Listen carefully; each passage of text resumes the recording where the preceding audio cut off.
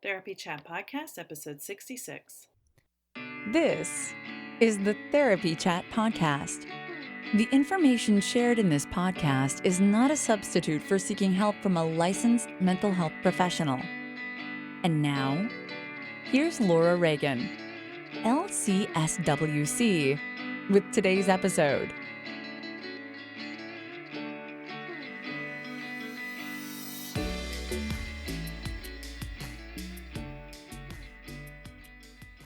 I just can't wait for you to hear it.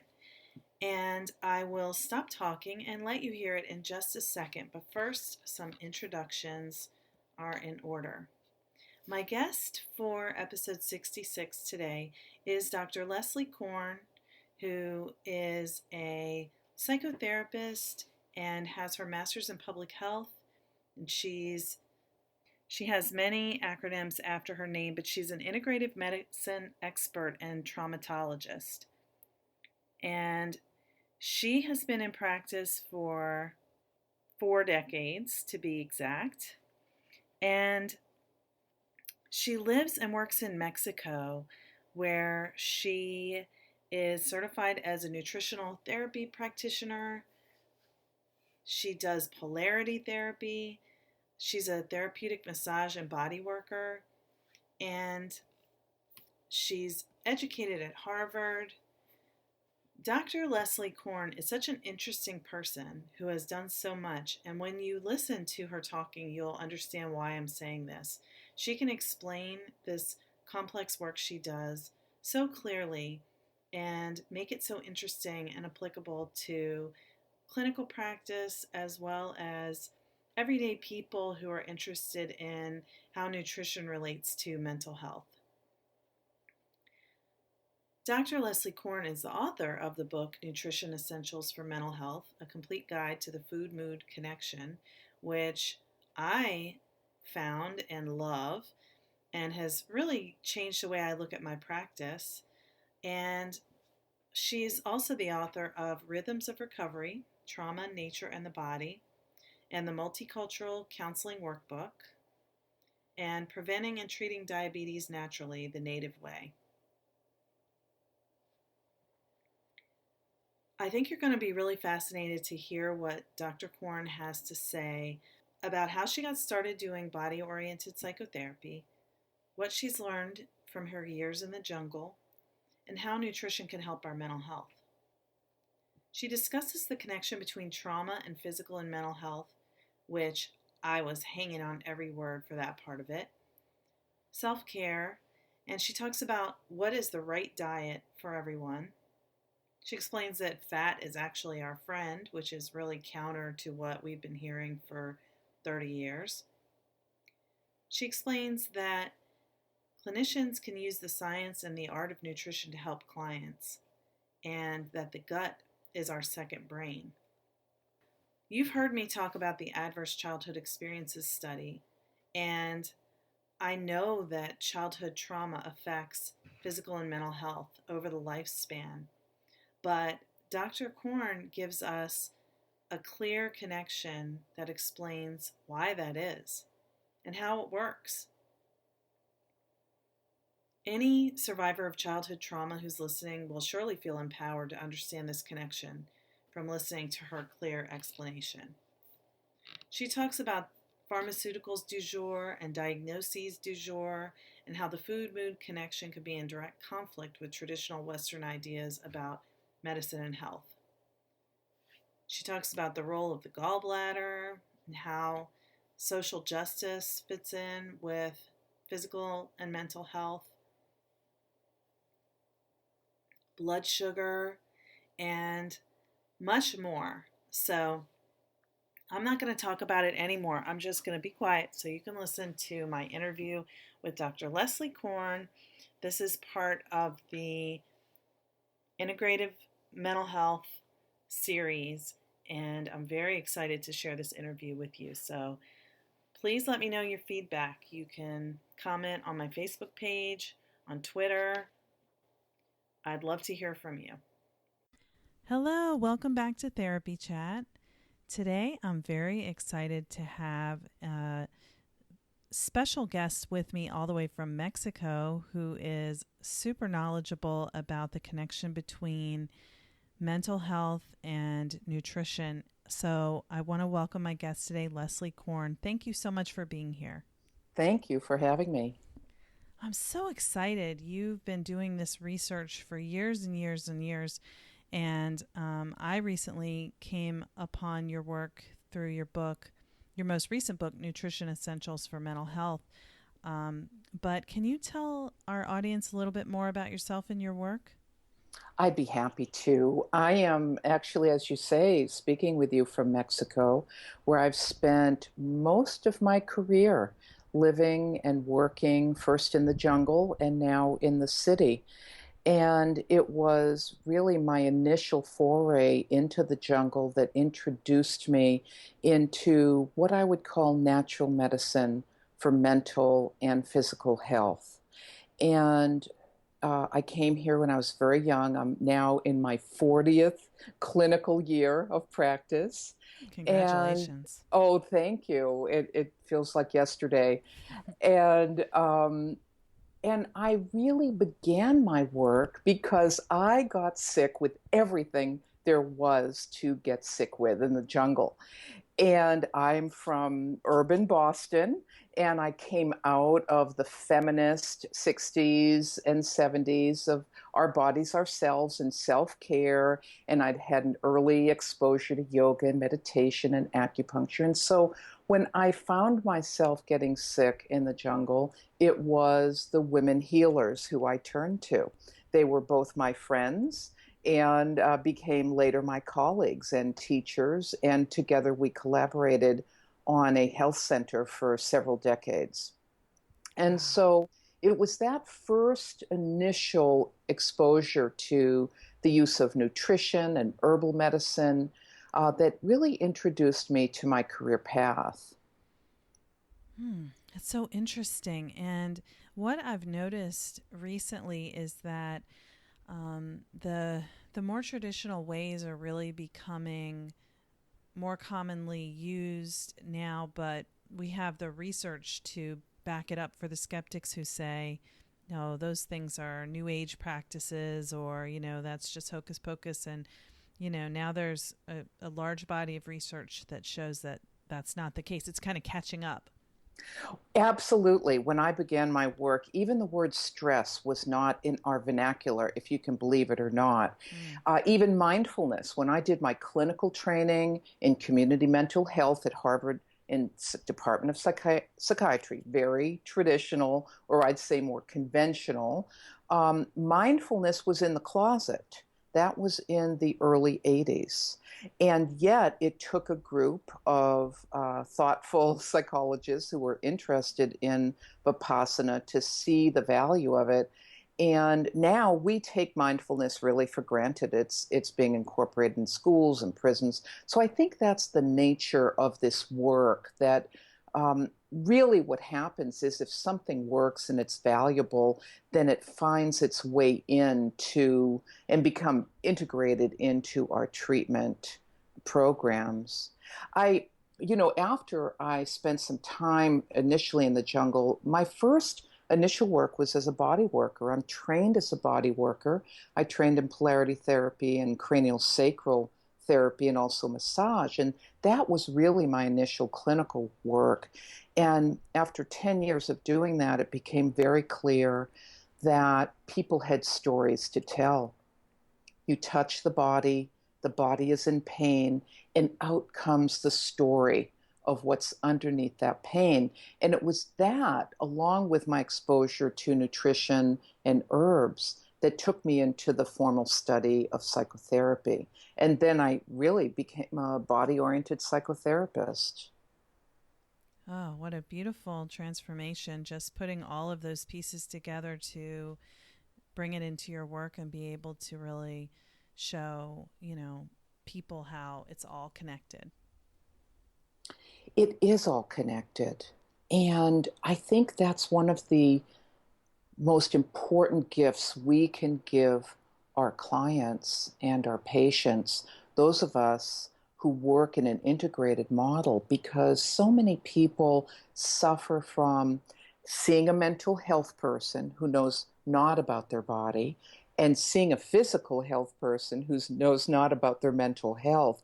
And yet, because it is connected, there's so much to understand about those relationships. If they don't have anyone who's helping them put the pieces of the puzzle together, then they really don't progress in their healing process as well as they might with the integrated model.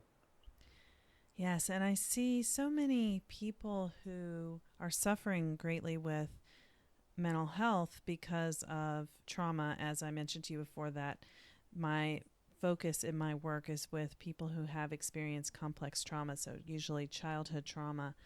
And people are looking for relief and they seek medication, sometimes which may be needed, but it's so hard to get the medication that really feels like it's making the right difference. And I'm not against medication, but so often people are saying, I want a natural way. And so that's one of the things that really intrigued me about your book. Can you talk about how you see the role of nutrition in mental health? Oh, I'd love to.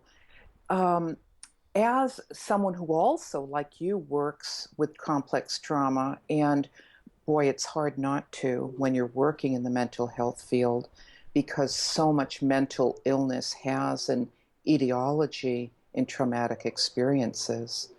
What I found as I began working with people is that their body hurt, they had physical health problems, and they had emotional health problems. And that just working with them to overcome the emotional health and the mental distress wasn't enough. And so for me, the missing piece in their health and in their self-care, which, as you know, is really the first stage of recovery from complex trauma, is helping people take better care of themselves, was to help identify what kind of fuel and nutrition they could put into their bodies to support their well-being. And I say the word fuel because when I work with clients, I don't really focus on vitamin dosing and technical information, but I really work with metaphors to help them connect mind and body. And the metaphor I use is that of the car. They have a car that needs fuel. It needs lubrication, like fats for the brain. It needs its gas tank and its oil filter changed, hence detoxification. And every kind of car needs a different kind of fuel. For example, if you ride a Volkswagen, you may need a different fuel source than a Mercedes diesel. And hence, every one of our clients is riding, in essence, their own engine. And some of them may be Inuit from the northern climes who are used to eating whale blubber and very few carbohydrates and lots of fat and some berries during the summer. And that's what their engine needs to really fuel their brain, mind, and body. Or they may be from the tropical regions where they'll thrive on vegetables and fruits and maybe a little bit of animal protein. And so the first step I work with clients is to help them understand what their engine needs, because without the proper fuel, their brain, their engine, is not going to function. And it's going to underlie and worsen any kind of effects that arise out of the painful and traumatic experiences they've had. Wow.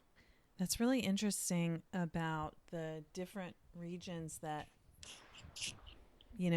people can come from and how their body's physical needs for what is nourishing for them can be different. That's really fascinating. It is. And it puts to rest this question that people ask, what's the right diet? There is no one right diet. And that's one of the essentials that I've written about in my book, there is no one right diet for everyone. Some people are going to be vegetarian, and that will feed their engine. And some people are going to be carnivores. And then many will be in between with a combination. And one of the things when I'm working with clients is that I work with them to make sure that they're aligned with what those needs are. Because if you get someone who's eating like a vegetarian and they're depressed and anxious, I want to explore, I wonder if they're not getting exactly the right fuel for who they are. Wow, that's so interesting. And in your book, is that something that people can kind of identify, or is that something they really need to be working with you or a nutritionist of some kind or something to figure that out? They can figure it out from within the book. The basis for this is rooted in science. It's rooted in, and I don't want to get too technical here, but it's rooted in the rate at which we digest and oxidize carbohydrates. Some of us do it faster, some of us do it slower. So some of us need to slow it down a little bit, and some of us need to pick it up a little bit. And foods are the fuel that that translates to. So some of us do much better on a high-fat diet. And indeed, I think we've come through the last 30 or 40 years of being afraid of fat. And I think our biggest revolution in nutrition now is understanding that fat is not our enemy. Fat is indeed our friend. And one of the first things I do with my clients is I explore the types of fat they're using, because some of it is bad for the brain and some of it is medicine for the brain. Wow. Yeah. It's just such a wonderful example of how the whole thing with low fat that was starting when I was a kid in the 80s. I mean, I was born in the 70s, but you really heard about that in the 80s. And then, and then it became these low carb or no carb diets. And there's really so much information out there that's kind of, I think, a twisting of the science and people not knowing where to look for the correct information, or just kind of, oh yeah, I'll just stop eating carbs and then I can lose weight and I'll be healthy. And that doesn't even mean that they would be healthy even if their weight decreased.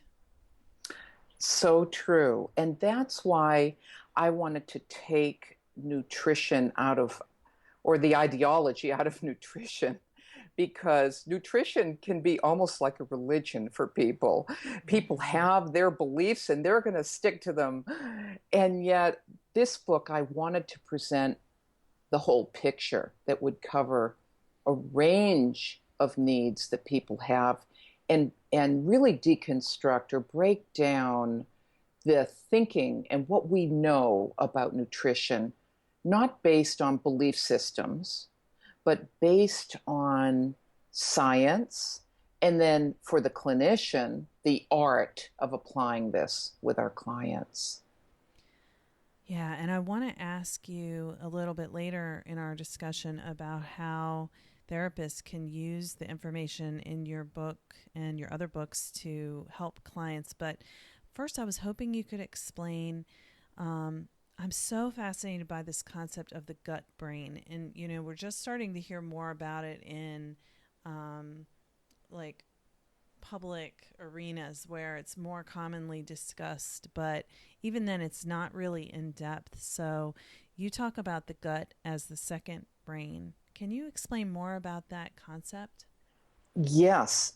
Actually, Dr. Gershon coined the term the second brain. And I think it's a brilliant term because we've got our first brain in our head that's made up of 70% fat. And we've thought oftentimes that that's where everything takes place. That's where all the chemical reactions take place. But the increasing research over the last many years, and I'll remind me to get back to this idea that you raised earlier about traditional or conventional research and traditional knowledge, because I think in many ways we we're really providing the science for what many cultures have told us for years. And this speaks to, I think, the essence of a healthy gut, which is fermented foods. And we've heard a lot about fermented foods of late. So, very recently, there's been increased discoveries of the role of the gut, our digestive system, is really the powerhouse that makes the neurotransmitters and facilitates the chemical interactions in our first brain. And this speaks to one of the essentials in my book, where I say, where there is poor digestion, there is always mental illness. Where there is mental illness, there is always poor digestion. That means that with a poorly functioning digestive system, and it could be anywhere along the way, could be not chewing well and swallowing food whole, it could be gastroesophageal reflux, or it could be ulcers and stomach problems, it could be gallbladder trouble or colitis or chronic constipation, anywhere along the route of digestion where you have trouble. Over time, that will lead to poor mental health. Why? Think of our gut as our garden. And those of you who garden know that we don't just throw seeds into the ground and say grow. We prepare the soil, we till it, we move it around, we replenish it with nutrients, hopefully natural fertilizers, and we lay the groundwork for planting the seeds that will grow into beautiful plants for us. Now, this is what our gut does. This is what our intestines and both small and large do. We eat fiber.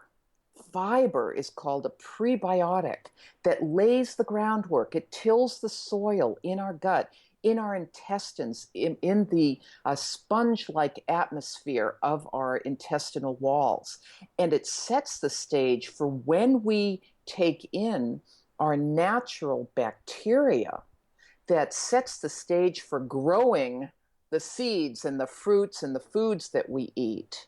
Now, any step along the way, that garden can become disrupted. You may not get enough fiber, and you may not be able to replenish your probiotics, as they're called, from yogurt, from kefir, from sauerkraut, from the fermented foods that we find all over the world. Or you may have chronic infections and take lots of antibiotics, which kill all your bacteria and then lead to digestive problems, and you don't know why you can't digest. The amazing discoveries of the last 20 years have shown that indeed our neurotransmitters that contribute to our mood are made in this garden. They are less so made in the brain than they are in this garden. And especially GABA, our relaxation neurotransmitter, is made in this garden of our gut. So what happens if you don't have this relaxation neurotransmitter being made? You You're may be anxious. anxious. Yeah. Exactly. Exactly. And then we may say, as clinicians, I'm going to teach you how to relax. I'm going to teach you breathing. I even may give you a benzodiazepine, but we're not addressing one of the root causes, which is the garden is not growing its neurotransmitters. Here is the role for nutrition in restoring the garden of the gut in order to restore mental well-being. You know, it's just everything you said. I just got so excited because it makes sense, and it's not talked about that way, that, it puts all the pieces together, because I have this, we know that the immune system, they say, is in the gut, right? Mm-hmm. And then we know that people who have childhood trauma have immune system issues, other chronic pain, bowel issues, like, the whole adverse childhood experiences study, and I've been waiting for people to talk more about with the adverse childhood experiences study, but why do these traumatic events shorten people's lifespans? And then you look at what you're talking about and how the neurotransmitters we know are related to both anxiety and depression, right? Mm-hmm. And I mean, it just all fits together so perfectly. It does. And Laura, we are so in tune about the adverse childhood events. And I am a big promoter of the importance not only of that study and the questions it asks, even the movement to get primary care clinicians who are doing a lot of the prescribing Mm-hmm. of these psychotropics, but they're not always asking about histories of trauma. They're just trying to treat a symptom without addressing the cause. And there's no question that chronic exposure to adverse events alters immune function. It alters endocrine function and hormonal function. It totally disrupts circadian rhythm. It causes alterations in stress hormones. All of these affect the capacity to digest. For example, digestion is a function of relaxation. It's a function of parasympathetic dominance, meaning you have to be in a relaxed state for those digestive juices to flow. What if you're chronically anxious due to traumatic exposure? You're not digesting your food, and over time, you can't pull out the nutrients you need to nourish the first and second brain. And then over years, you then, as you say, you develop colitis or constipation, or then you go after a medicine. For example, a lot of trauma survivors, we know that 70% of people in chronic pain have histories of complex trauma. Mm-hmm. Then you're taking an NSAID. If you're lucky, you're taking an NSAID and not an opiate. But even NSAIDs, we know, are highly associated with depression, NSAID use. So then you're tearing up your gut and your liver, which further makes it difficult for you to get the nourishment you need. And then you're in a vicious cycle, whether you're dealing with pain or chronic digestive problems. We know, for example, that there's high rates of bariatric surgery among survivors of childhood sexual abuse. Bariatric surgery, while it may be a lifesaver for some, really involves cutting out the capacity of the body to absorb nutrients. And we're seeing increasing levels of post-bariatric surgery resulting in suicide and chronic depression, and then turning to different substances and substance use. So you're absolutely right when you draw these connections between the mind and body post-trauma. Yeah, and you also mentioned the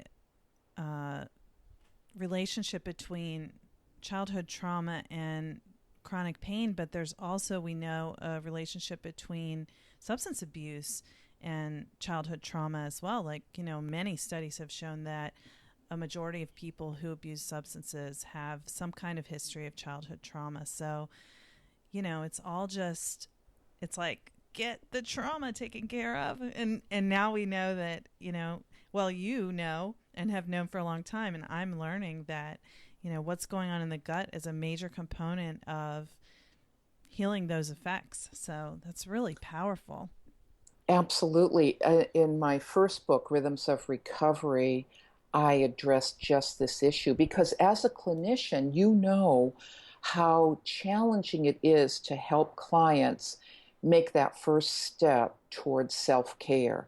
They're often in an acute state of affect dysregulation. It's very hard to control their sense of well-being.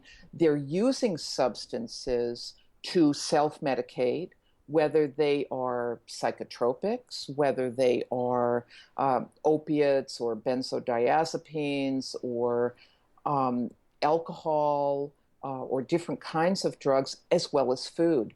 And I think about all of these in the context of dissociation. and eating disorders, pain, substance abuse are all kind of a dissociative complex coming out of complex trauma. And then people seek to self-medicate. Why not? They are seeking some kind of help, but they don't often have the options for healthier self-medications than less healthy self-medications. And that's a lot of what I try to talk about in both my books is that people are always going to be regulating their consciousness. As human beings, that's what we do, whether we're ill or not. And so let's do that consciously and let's understand what nature has given us to help us regulate consciousness and including self-regulate our sense of well-being through nutrition and through botanicals, through herbal medicine. And I think this takes us back to what you brought up earlier about, well, people think some of this is new age, but most medicines do come out of what nature has shown us. We know, for example, that cannabis targets the endocannabinoid system that's recently been discovered in the brain.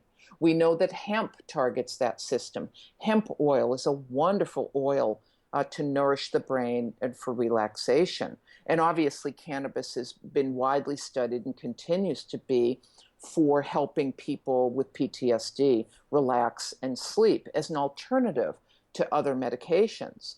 I use in my practice a traditional herb called kava that targets the benzodiazepine receptors, but it is not addictive. It's milder than the benzodiazepines, and it doesn't disrupt the dream states like benzodiazepines too.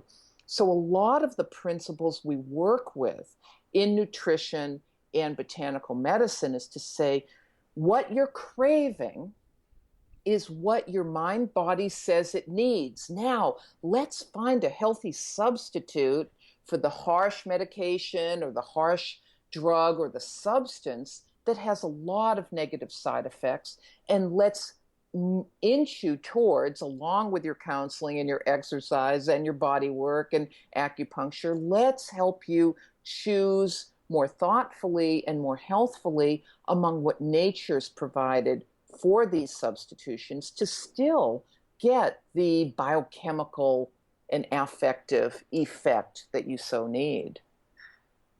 Yeah, wow. That, and how empowering is that it doesn't have to be that you reach for alcohol to, sedate you when you feel overstimulated, and instead you can feel less overstimulated. Exactly. Exactly. And it takes the shame and the blame out of it. Yeah. And So, yeah. go ahead, go ahead. Well, I was just thinking about you mentioning alcohol, and I just want to make a link too between alcohol and nutrition. Because this is where in mental health we can make such improvement with helping people who are coming off of an alcohol addiction. Because among the many things that alcohol is, it is an addiction to sugar. Alcohol converts to sugar in the body. That's the role of the liver. And so, is it any wonder that when people are coming off alcohol, they substitute often sugar and coffee, the sweets that are at AA meetings, for example, or the foods that are served in residential treatment programs that just continue to support that sugar addiction. The mashed potatoes and peas and breads that continue to support the addiction to sugar that makes it so difficult for someone coming off of alcohol to remain sober. And so when I work with people like this, we slowly help them restore their liver with very nourishing bone broths and light protein broths and healthy fats and B vitamins that really help them come off of that sugar addiction as well as they're coming off the alcohol. Wow, yeah, that's so interesting. It totally makes sense. Like, I keep saying it all just fits together so clearly when you explain it the way you do. And thank you for the really clear and understandable way that you're explaining everything we're discussing. So, you wanted me to remind you to go back to the traditional research and knowledge of the Western medical community, and how the food mood connection kind of it differs from that. Well, it needn't, and I think we are seeing. I think food, mood, and nutrition is the current revolution in mental well-being, and I think increasingly we're going to see these connections made. Um, we're really seeing a failure of efficacy in psychotropics. Let's face it. Those of us who work with clients see limited efficacy, and the research demonstrates limited efficacy. So let's remember to question all research that is read and who's paying for it, and to understand really the role of nature and also the role of thousands of years of ancient knowledge. Because I think if we look to our ancestral traditions, we can learn a lot about healthy nutrition and mental health. And while there is a great deal of good research going on for all of these methods, I think, for example, we know that the research that came out of the 50s that suggested that fats and saturated fats caused heart disease was bogus research. And yet that research, which has now been broken down and has been found to be completely fallacious, that has driven and continues to drive for example, the wide use of statins, which is now what I call our drug du jour. We have decades where we've got our diagnoses du jour, like ADHD and bipolar. We now have drugs du jour, Prozac in the 80s, and now statin, where the broad brush is let's put everyone on statins and lower cholesterol because high cholesterol is bad for your health. And yet, that's never been proven. That's not based in science. That comes out of faulty research from the 50s, which many people know not to be true, and yet many people are still disseminating. And yet, what are the effects of too low cholesterol on mental health? We know that low cholesterol is a risk factor for anxiety and suicidality. We know that women with total cholesterol over 200 live longer than those with cholesterol under 200. So I think it behooves us as clinicians and as researchers, as educators, to educate ourselves and also question what we're being told. And I think that I think there's a great value in looking to traditional, when I say traditional, I mean traditional cultural knowledge, which has evolved over thousands of years across many cultures. I agree with you that there is definitely value there, and it's just, I don't know if it's our culture, but how we dismiss ancient ways as being, primitive and unscientific, when these ways have been, things that have been done for 3,000 years, and we're like, oh, guess what? And it does really work. Right. But it's funny because it sounds so subversive too. You're like, question the conventional wisdom, and I agree with everything you're saying, and there's no question in my mind that you are very knowledgeable, extremely knowledgeable about this. And at the same time, it just brought up something that I saw in your book, where you talked about the intersection of oppression and discrimination and I guess malnutrition, lack of nutrition, Mm-hmm. and how it sort of is subversive to say, do what heals your body naturally and, don't listen to the conventional wisdom that you have to take cholesterol medication if your cholesterol is over 200 and things like that. It's just very interesting. Well, you've touched on another aspect that I'm very passionate about is the role of social justice, because access to good nutrition is a social justice issue. And we know that poverty is a risk factor for poor mental health. And we know that poverty is also a risk factor for lack of access to good quality nutrition. Do you know that now there's even research looking at diabetes as being higher in poor or urban populations by virtue of exposure to environmental toxins? So diabetes is not just about choice and access of, let's say, poor quality foods, though I think it's in large part that, along with the growing sedentism. And poor people don't have access to, poor people who are working 2 or 3 jobs don't have access to go work out all the time or access to good quality food. So there's another intersection here of our relationship, not just to our own inner garden, but the garden of the earth and what's nourishing us.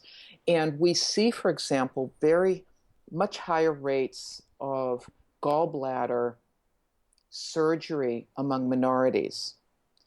We see high rates among African Americans, among American Indians, and among Hispanic populations. And you ask why?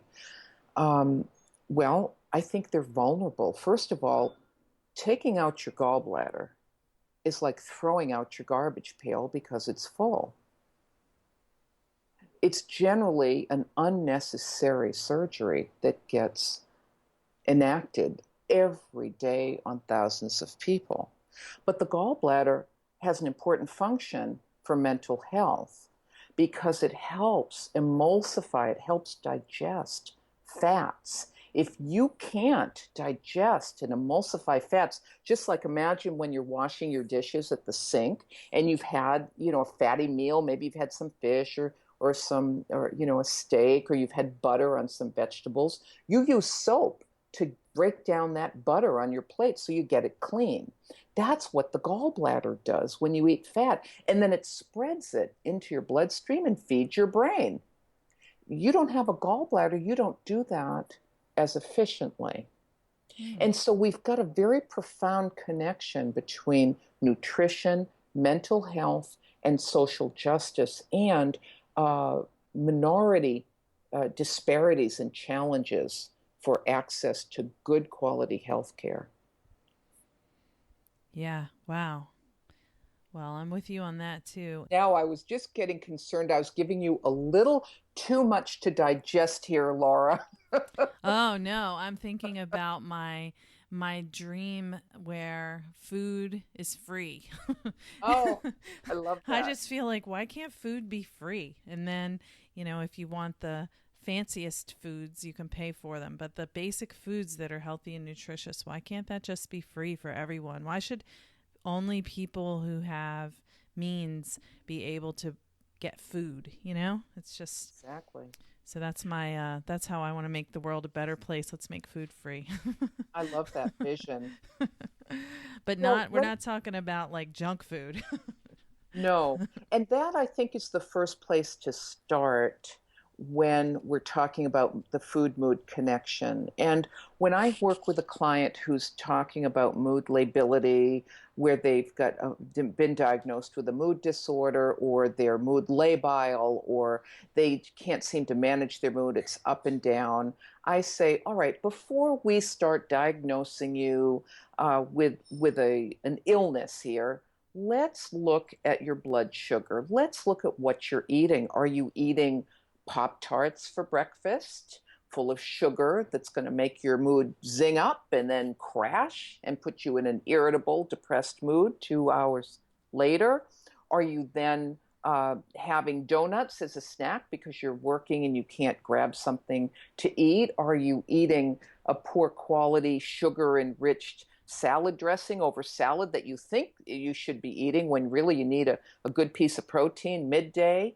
And then on throughout the day, are you just feeding your blood sugar a drug that's going to send you up and down all throughout the day? Because until we know that, until we know the effects of your food patterns on your blood glucose, on what we call hypoglycemia, functional hypoglycemia, then we don't really know what's your mood at all.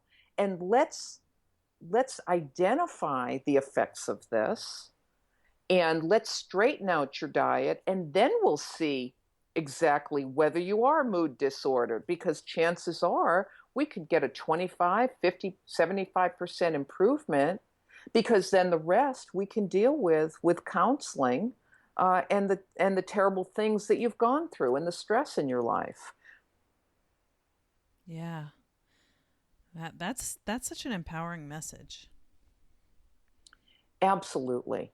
Depathologizing. Oh, absolutely. Because there's a lot of misdiagnosing that's going on as well. And then a lot of drugging. And it breaks my heart when I see even children on 5 and 6 medications.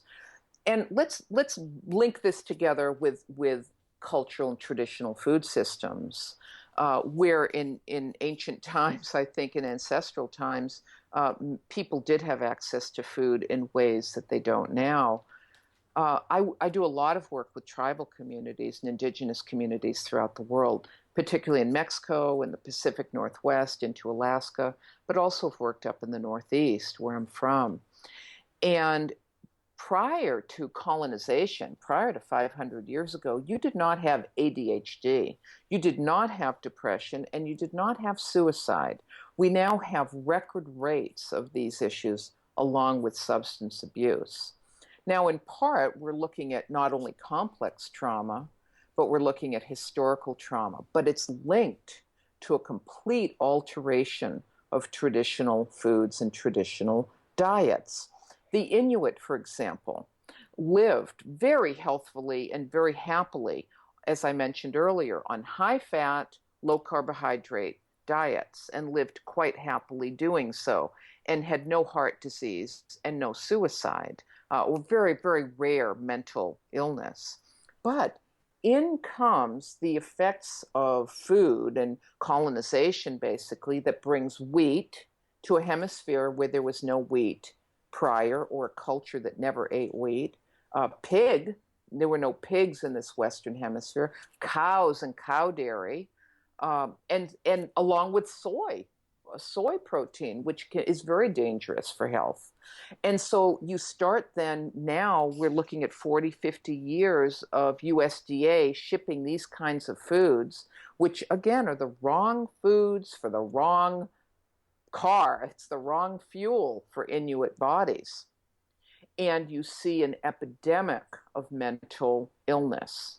And we see this in the Pacific Northwest, where I spend part of the year living in the organization that I work with there, the Native organization. We do a lot of work around tribal revitalization of traditional food systems as an avenue to reclaim control over one's physical and mental health. These are peoples who live very healthfully on salmon, on hunted wild game, berries during the summer, and very high-fat diets. There was no ADHD, depression, and suicidality, substance abuse, which again is at an epidemic level. And so I think that traditional ways do have a way to guide us back to what nature has provided us as fuel for brain 1 and brain 2. Yeah, and I can't help but notice the message that if we would value each person and each culture and what they know about what's best for themselves, instead of being so deficit based, where it's like, oh, people in poverty are more likely to be sick and have mental illness, and there's, native cultures have high rates of suicide and substance abuse, as if it's something about them versus how they've been stripped of what they had in their own culture, their own ways, their food ways. Yes. And that is the revolution that's going on among Native peoples all over the world. And you can see this when you look at Native communities that have been bisected by the border, for example, in Arizona, and then live on the other side in Mexico. They're the same people, but their diets are radically different, and their health is radically different as well. And even Health Canada, which is kind of our equivalent to NIH, did a beautiful study looking at an indigenous community up in British Columbia where there were very high rates of diabetes. And too, that there's a lot of depression that goes along with diabetes. Yeah. So it's not just a physical illness. Absolutely. It's depressing being. And it always begins with stress. Stress is where it begins. And the stress of being minority makes one more vulnerable in the United States as well. And so it's all interconnected. And so Health Canada said, all right, let's take half the population in this village and let's put them on a traditional diet. Let's go back to eating lots of salmon, lots of game, and lots of high fat and low carbs, because that's what they ate when they were healthy 100 years ago, 200 years ago. And then let's put the other half on a diet, a conventional diet, that food pyramid diet. And they found miraculous results that the people who returned to their traditional nutrition, sometimes the diabetes even went away, lost a lot of weight, moved into tremendous sense and levels of wellness. And this was a very conventional public health research study. So the work is going on out there to support, I think, what we already know intrinsically in our work with clients about what works with them. And just as therapists, we believe and support and empower a client to identify what they need for themselves. I believe every client knows what makes them feel best. When I ask them, what do you eat that makes you feel good, and what do you eat that makes you feel badly? We don't need to run complicated lab tests to help a client identify that. And that's why I work with a food diary with them, to help them keep track and pay attention to how they feel in response to the substances that they eat. That's beautiful. So I want to ask you two more things. One is how clinicians can use your book to help clients. And then the other is how people can work with you directly, if that's possible. Okay. I wrote this book for mental health clinicians, knowing that most mental health clinicians are not trained in nutrition, and yet many have a growing interest in it, not only for ourselves and our own well-being, but for our clients.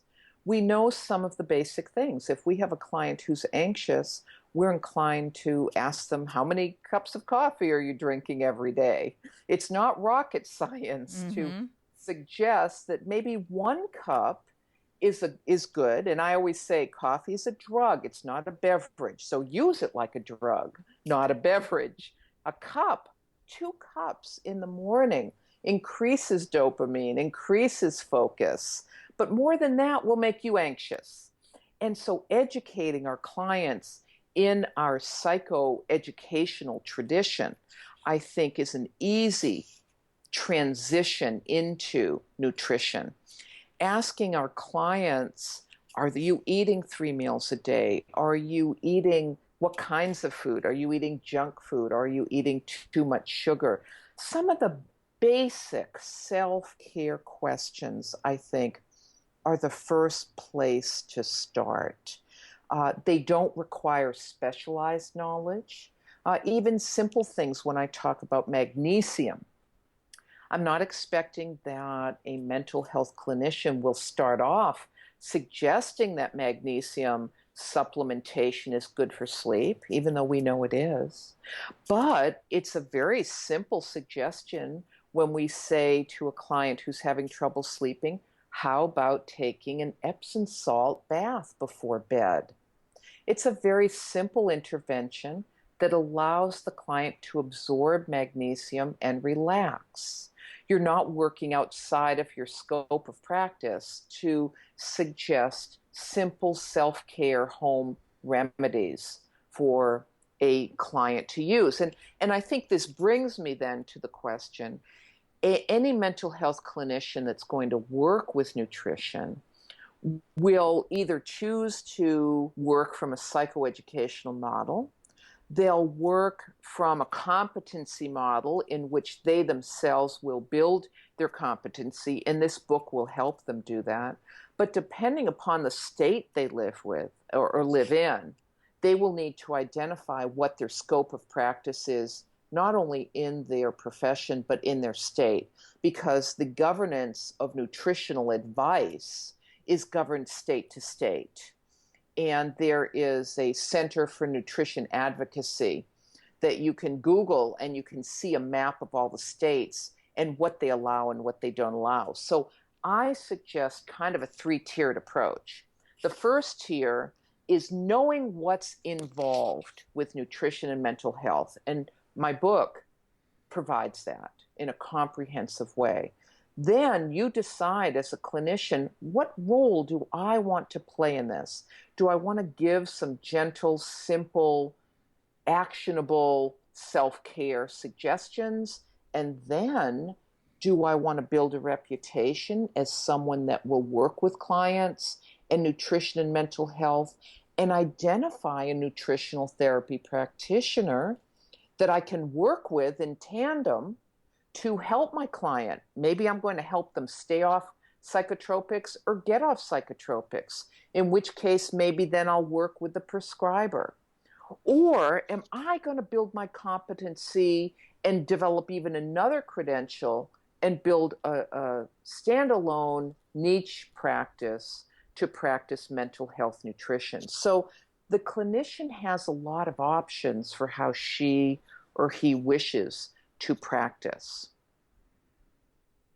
Wow, that's so clear. Thank you for explaining that. That I think demystifies when people are listening. They're like, well, does this apply to me? Can I use this?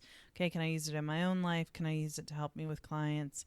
Can I work together with a provider with this understanding? And, I know what I know and they do their part that's outside of my scope. Yeah, I love it. Exactly. And most nutritional practitioners don't have mental health training. And this also goes for naturopaths.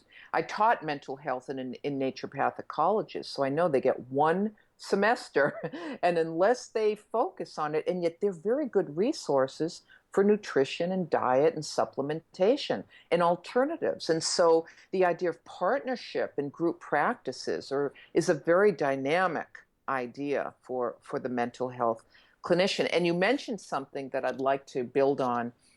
I believe that just as we all go through or should go through our own psychotherapy, before we do psychotherapy, we better, so should we try this out for ourselves.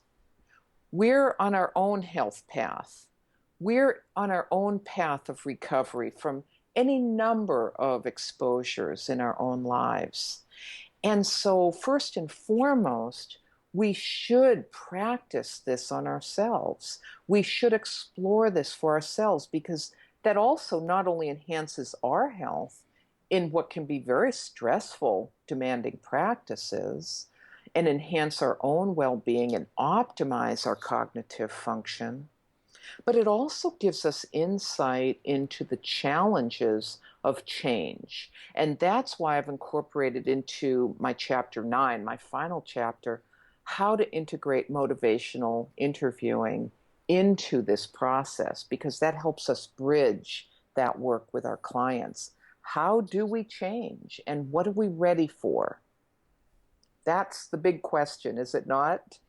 Absolutely. And I'm glad you mentioned motivational interviewing because for physicians, I think, especially, a lot of us therapists are trained in motivational interviewing, or we are aware of the concepts, but a lot of physicians, when they're telling people about the changes they should make for health, they don't know how to use motivational interviewing to let the person from the stage of change they're in, explore and get to where they need to be. Exactly.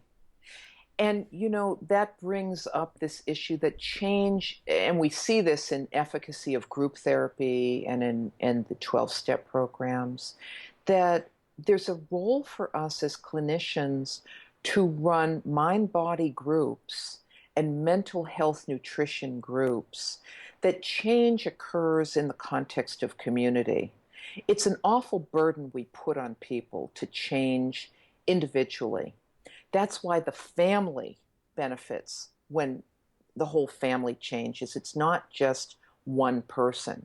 And that's why clinically there's an opportunity for us not just to treat the individual, but to develop these holistic integrative groups that educate groups of people that can support each other as they're going through these changes.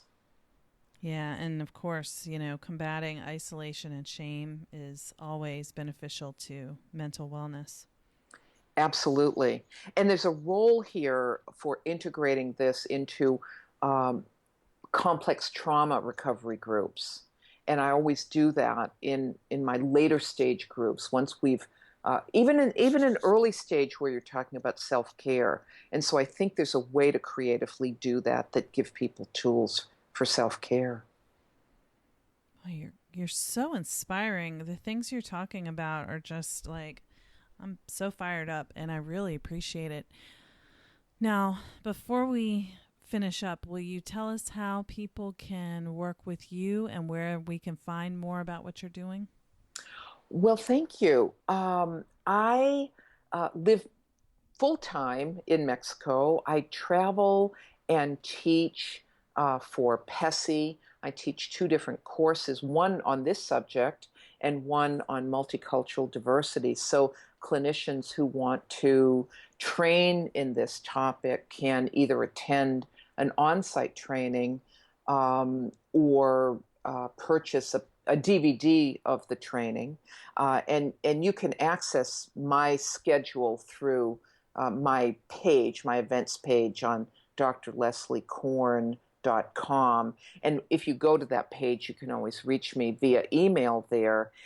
And I currently I see most of my clients in Mexico, but what I also enjoy doing and do a fair amount of is both supervision, but also mentored guidance for clinicians who are stepping into this area and working with their own clients and support them to do that. And so I'll often meet with either the clinician or as a consultation, or the clinician and the client, and develop an analysis and a plan, and use that to educate the clinician and the client as we go along.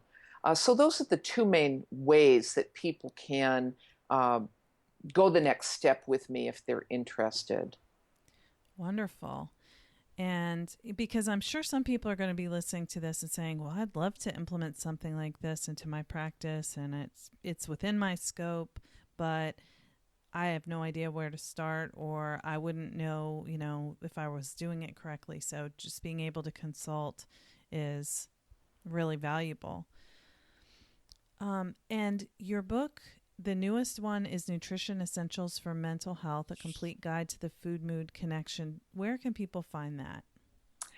This was published by Norton, and people can contact Norton directly, but it's also available on Amazon easily, along with my other book, Rhythms of Recovery, Trauma, Nature, and the Body, which was published by Routledge, available through their website or through Amazon as well. As a matter of fact, all of my books are available through Amazon, and we are coming out at the beginning of next year with a book that has been culled from this clinical book that's designed to actually give to your client, that takes out a lot of the clinical work that a client doesn't need to read about, that isn't relevant to them, and keeps it very simple so that it'll be the next step for the client. That'll be out with Norton beginning of next year. Great. We'll look for that. And I know I'm buying the Rhythms of Recovery book next to put on my reading list. I can't wait to read up on that one. Leslie, thank you so much for being on Therapy Chat today. Laura, thank you so much. I've so enjoyed our time together, and I look forward to our next connection. Me too. Oh my gosh. Did you love that as much as I did? Oh, what a conversation. I love Dr. Leslie Korn's clear, concise way of explaining her work and helping us understand how we clinicians can help our clients understand the effects of nutrition on mental health. And for people who are listening who are not clinicians but are thinking about their own health, physical and mental, I think that this was a very interesting and thought-provoking episode. I hope you'll think so too. Stay tuned for some information about my trauma therapist community, which is still open for registration until January 27th, 2017. Hi, I'm Laura Reagan. I'm an LCSW-C independently licensed social worker in Maryland, and I practice outside of Baltimore working with survivors of trauma. My particular practice is focused on working with people who have experienced childhood trauma, usually related to physical, sexual, or emotional abuse and neglect. I'm extremely passionate about my work, and you've probably heard me talk about it on my podcast, Therapy Chat. Over the now 14 years that I've been working with survivors of trauma, starting in 2002 when I was a volunteer with the Sexual Assault Crisis Center, I've come to discover that this is extremely rewarding work. It's so valuable and important. And at the same time, I say this to clients all the time, trauma is disconnection. What that means to me is when you've experienced trauma, it affects you. And we, as therapists who work with survivors of trauma, are also affected by hearing traumatic stories. We're witnessing with our clients what they've been through. And it is a beautiful, sacred privilege to be able to witness people's most terrifying and horrifying moments of their lives as told in therapy sessions. It's something I want to continue to do for the next 40 years. At the same time, for my clients, trauma is disconnection. They feel disconnected from themselves. They feel disconnected in their relationships, and our work together helps them get connected back with themselves so they can be more connected in relationships. We trauma therapists can often feel the same way. We become disconnected from ourselves. That means we're not taking care of ourselves the way we need to, so we can be well and continue to do our work for years to come, not to mention just having a wonderful, fulfilling, meaningful life filled with rich, loving, deep relationships. Oftentimes, trauma therapists find that we feel isolated. We don't feel connected with our coworkers, our supervisors. Sometimes the only people we feel connected with are our clients. So, realizing that and having experienced it myself off and on throughout the 14 years I've done this work, I decided to create a trauma therapist community. I did this because I realized it was something that I was looking for. And it's kind of hard to explain what it is because it's different from anything else I've seen. I hope maybe that it isn't the only group like this, but it's the only one I know of. So the trauma therapist community is groups online and in person. In-person groups are for people who can travel to my office in Severna Park, Maryland. And online groups are for people anywhere. I'm calling them clinical consultation groups, and they are, but the focus of these groups is the effects of doing this work on us as therapists. Identifying the effects, preventing the effects, using strategies, supporting one another to overcome the effects of secondary traumatic stress or exposure to trauma through our work, because we're trying to prevent burnout. So this community includes a private, secret Facebook group only for members. It's time limited, so we can have a container. This will be a community where we can gather on Facebook, and we have space for clinical consultation. So I want to make it a space where everyone feels their needs are being met. We're supporting one another. You may be listening to this and thinking, is this for me? You might feel discouraged, but you're still hopeful. You're open to being creative and considering new ideas. You're passionate about helping your clients. You may not be the greatest at taking care of yourself, and you want to get better at that. You like to learn. You love talking about our work. You want a space where you can share clinical information, but the main thing you need is community. If this sounds like you, please visit www.laurareagan.lcswc.com/join, or go to that website and click on Trauma Therapist Community. I welcome you, and I would love to have you there. Thank you for listening to the Therapy Chat Podcast with Laura Reagan, LCSW-C. For more information, visit Laura's website at www.laurareaganlcswc.com.